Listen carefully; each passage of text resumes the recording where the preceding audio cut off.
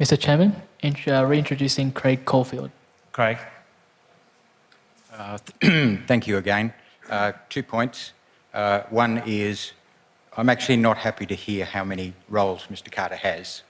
I looked at lots of directors in that, and I think what BOQ is obligated to do in the past and now and going forward, there's too much to do to spread yourself thin amongst those. I know that he's given assurances. I know he's hardworking. I know that you've received the assurances. 4, 5, 6 different roles. That is too much. I just want to put that on the record. Secondly, we talk of moving forward, but actually we're in a situation now where we're addressing major, long-standing and serious issues. That's the reason that APRA has stepped in. Not because there are a few mistakes that we've made. It's serious, long-standing issues. So that's during the tenure of Mr. Carter as the head of the Risk Committee and one of the longest-standing directors here. For me, when I look at it, I say, where does accountability lie? Well, there's going to be the head of risk internally, and there's the chair of the Board of Risk. So I don't recommend Mr. Carter stand again as director or as head of the Risk Committee because it hasn't worked. So let me respond on that because it's an issue that I have discussed with a lot of our shareholders. As a new chair, I today have a board of 6 people and a managing director. I have asked Bruce to give us 1 more year to allow that transition to happen.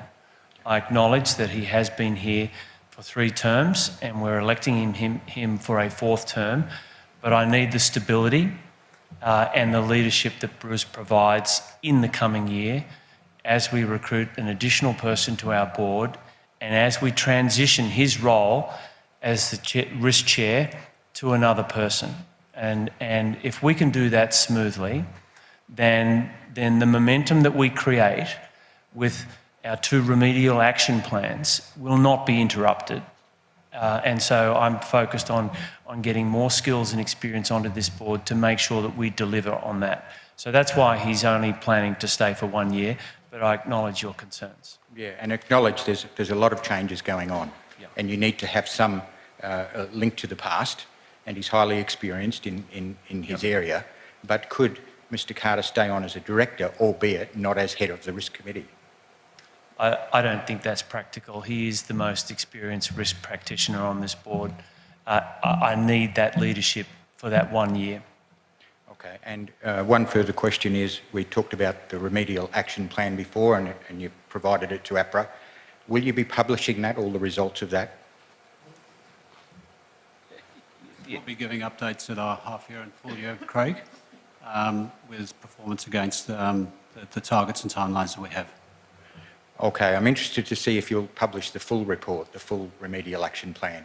I'd like to see the full transparency. If I look back at the past, the Culture Governance Accountability Report, CBA published in full. They were under the pump to do that, but NAB and Westpac voluntarily did that, and BOQ didn't.